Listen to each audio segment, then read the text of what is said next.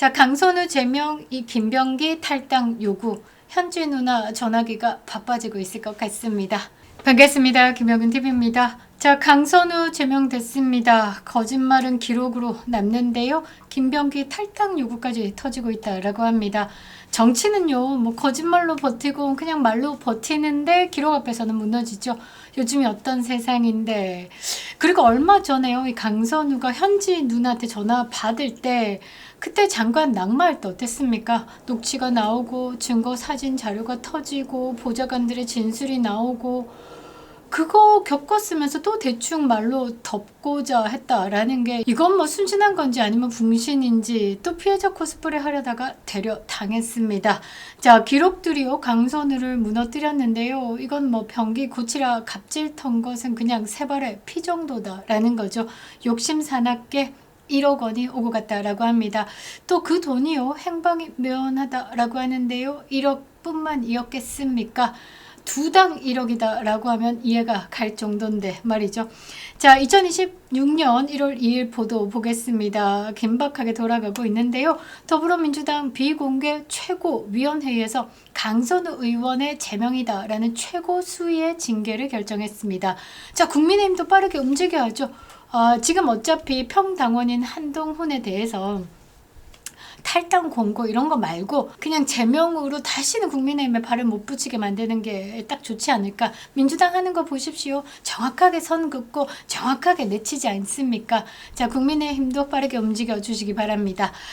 자, 강선우 제명 이 결정이 사실상 충격적인 이유는요 단순히 징계 수위 때문은 아니고 강선우가 그동안 내놓았던 해명이 또 사실과 달랐다라는 점이 내부 자료와 내부 증언으로 확인됐습니다. 자, 강선우가 뭐라고 변명을 했냐면 공관위에서 발언권이 제한된 상태였고 단수 공천은 자동으로 결정됐다. 그러니까 내 뜻과 상관없이 내가 받은 1억과 상관없이 단수 공천이 진행됐고 그 시의원은 나한테 준 1억 원과 상관없이 그냥 단수 공천으로 그 지역구에 꿀을 빨게 됐다라고 이야기를 한 건데 기록은 다르다라는 겁니다. 자, 회의 참석, 발언, 그리고 공천까지 밀어붙인 당사자가 누구냐? 강선우였다라는 정황이 드러났습니다.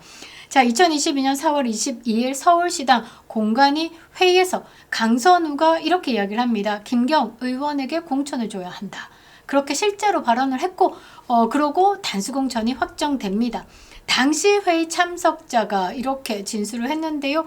지역구 의원들에게 시의원 후보 평판을 물었는데 강선우가 갑자기 김경 의원의 점수가 가장 높다라고 답하면서 공천 분위기를 주도했다라고 합니다. 정치에서 뭐 거짓말은 늘 존재를 하죠. 그런데 문제가 거짓말의 방향이다라는 거죠. 이번 사건은요 개인적인 실수 아닙니다. 공천 시스템을 둘러싼 권력 개입의 구조를 그대로 드러냈기 때문이죠. 자, 공관위 회의 실제로 무슨 일이 일어났는지 강선우의 해명이 왜 무너졌는지 그리고 이 과정에서 김병기 의원의 묵인 의혹이 왜 함께 제기가 되고 있는지 언론 보도와 회의 정황을 중심으로 차분차분 정리하도록 하겠습니다. 지금 구독 버튼 누르지 않으셨다면요 꼭 눌러주시고요. 그 옆에 하트 버튼도 꼭꼭 눌러주시기 바랍니다. 멤버십 가입도 부탁드리도록 하겠습니다. 감사합니다. 자, 사건의 핵심은 2022년으로 거슬러 올라갑니다. 4월 22일. 자, 서울시당 공천관리위원회 회의입니다. 그 회의에서요, 서울시의원 후보 김경에 대해서 단수공천을 결정 때립니다. 자, 강선우는요, 지금까지 줄곧 그 회의에서 발언권이 제한돼 있었다. 공천 과정에 개입하지 않았다.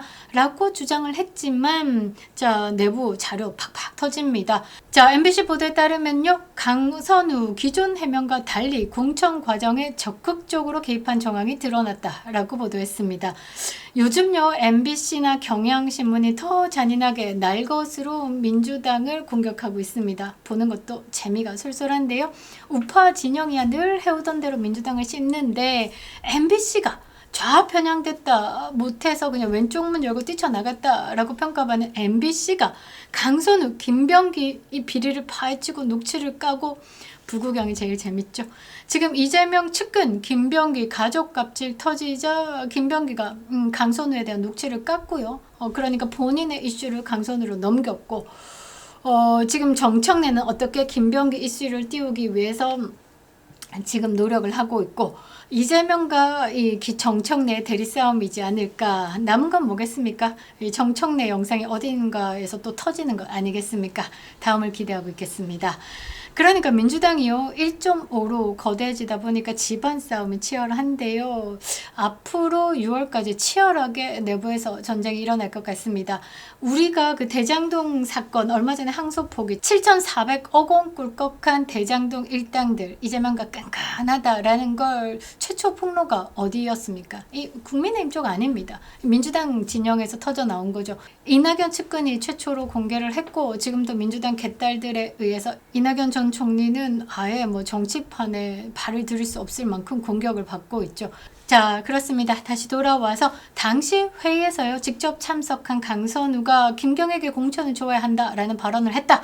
그리고 지역구 의원들이 이 사람 어떻냐라는 평판을 물으니까 아우 점수가 가장 좋은 사람이다 라고 말하면서 회의 분위기를 주도했다라는 증언이 확인됐습니다. 그리고 김경은 단수 공천 받았고요.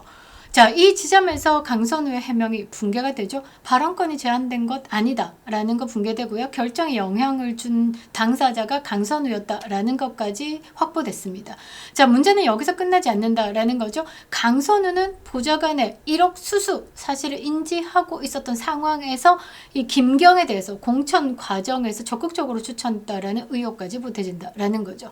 자, 이 사건이 불거진 이후에도 사실이 아니다라는 해명을 계속 반복했는데 회의 기록, 관계자 증언 이 하나의 결론으로 모아지죠. 강선우 1억 받은 것 때문에 입 싹 씻지도 못하고 그냥 단수 공천, 그러니까 알고도 밀어붙였다. 그 다음은 어떻게 언론에 숨겼다.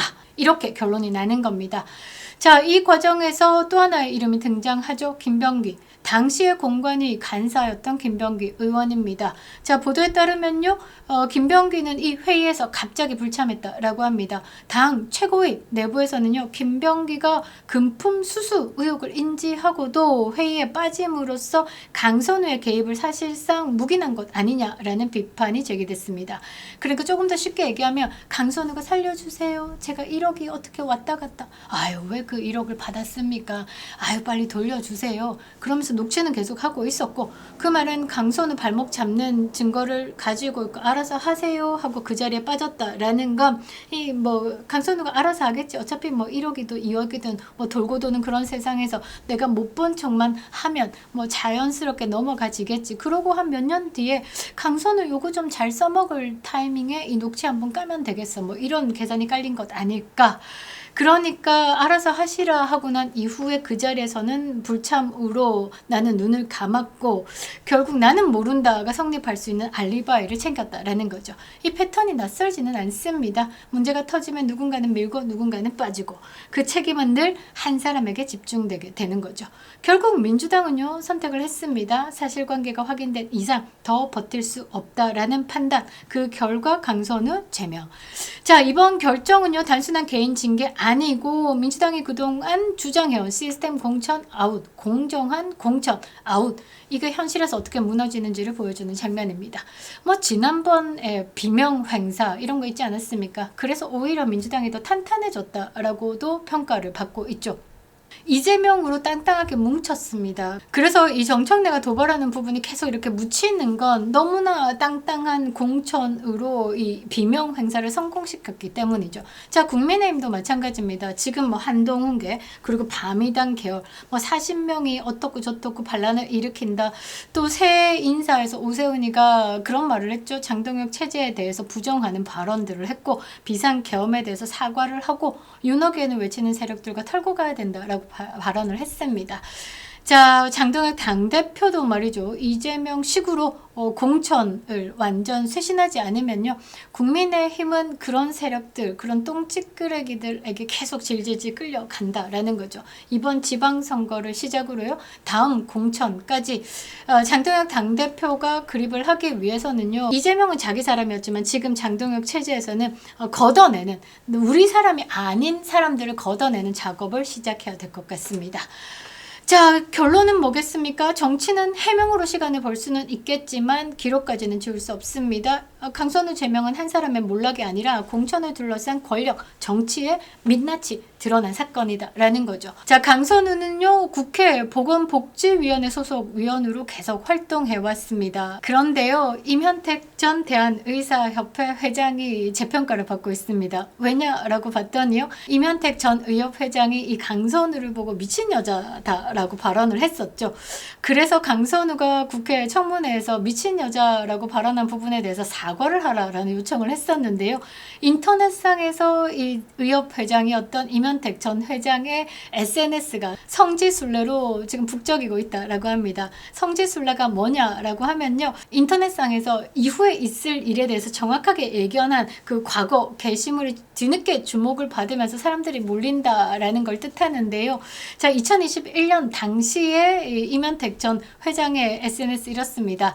자, 강선우, 이 미친 여자가 의사를 살인자, 강도, 성범죄자로 취급했다. 그러면서 이렇게 얘기합니다. 이 여자는 참 브리핑할 때마다 어쩜 이렇게 수준 떨어지고 격 떨어지는 말만 하는지, 이 여자 공천한 자 뭘 보고 공천한 건가? 라고 물었습니다. 그런데요, 강선우 단수공천한 핵심 인물로 당시 더불어민주당의 서울시당 공천관리위원장의 간사였던 사람이 누군지 아십니까? 김병기였다라는 거죠. 서로 물고 뜯고 재밌습니다. 자, 강선우 제명, 이 김병기 탈당 요구, 현지 누나 전화기가 바빠지고 있을 것 같습니다. 또 소식 들리면 전하겠습니다. 김영윤TV였습니다.